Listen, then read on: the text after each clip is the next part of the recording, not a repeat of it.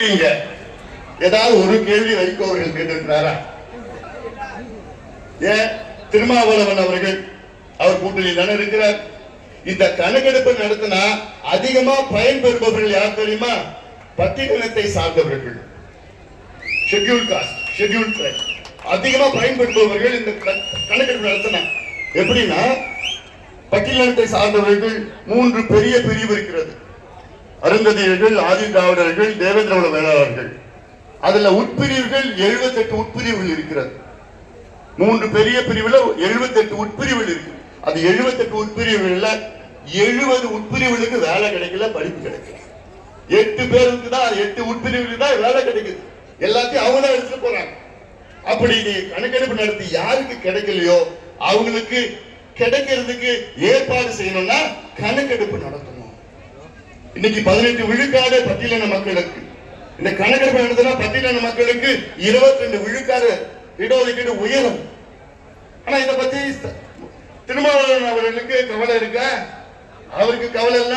அடுத்த எலெக்ஷன்ல எத்தனை சீட்டு கிடைக்கும், கூட்டணி சீட்டு, அது எப்படி, இதுதான் அவருடைய நோக்கம். தவிர யாருக்காவது சமூக நீதிக்காக முதலமைச்சரை போய் வலியுறுத்தி அழுத்தம் கொடுத்து நீங்க கணக்கெடுப்பு நடத்திதான் ஆகணும். ஏன் செல்வ பெருந்தகர் இருக்கிறார், காங்கிரஸ் கட்சியின் தமிழ்நாடு தலைவர் அவர்கள், ஏன் அவர் கணக்கெடுப்பு நடத்த மாட்டாரா? இல்ல ஆதரவு கொடுக்க மாட்டாரா? அவர் கட்சி ராகுல் காந்தி அவர்கள் இந்தியா முழுவதும் கணக்கெடுப்பு, ஜாதிவாரி கணக்கெடுப்பு நடத்தணும்னு அவர் தொடர்ந்து சொல்லிட்டு வராரு. அது மட்டும் இல்ல, காங்கிரஸ் ஆளுகின்ற கர்நாடகாவில் 2 முறை எடுத்து முடிச்சுட்டாங்க, தெலுங்கானாவில் எடுத்து முடிச்சுட்டாங்க.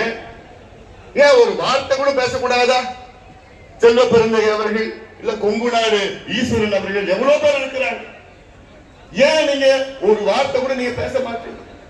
கி வீரமணி அவர்கள், திராவிட கழகத்தின் வீரமணி அவர்கள், அவரு ஏன் பேச மாட்டார்? ஏன்னா இது சமூக நீதி கணக்கெடுப்பு. இப்ப இருக்கிற கணக்கெடுப்பு 1931 வெள்ளக்காரன் எடுத்த கணக்கெடுப்பு வச்சுதான் உங்க பிள்ளைங்களுக்கு வேலை கிடைக்குது, உங்க பிள்ளைங்களுக்கு படிப்பு கிடைக்குது. 90 ஆண்டுக்கு முன்பு எடுத்த கணக்கெடுப்பு இப்ப நவீன முறையில் எடுத்தா அடுத்த 50 ஆண்டுகள் அந்த கணக்கெடுப்பு பயன்படுத்தலாம். 7 மாநிலங்கள் இந்தியாவில் எடுத்து முடிச்சுட்டாங்க. எடுத்து முடிச்சுக்கிட்டு இல்லாதவங்களுக்கு கொடுத்துருக்க ஒரு உதாரணம் நான் சொல்றேன். பீகார்ல எடுத்து முடிச்சுட்டாங்க. எடுத்து முடிச்சுட்டு பீகார்ல 94 லட்சம் குடும்பங்களுக்கு சொந்த வீடு இல்லை அப்படின்னு கண்டுபிடிச்சாங்க. அந்த வீடு கட்டி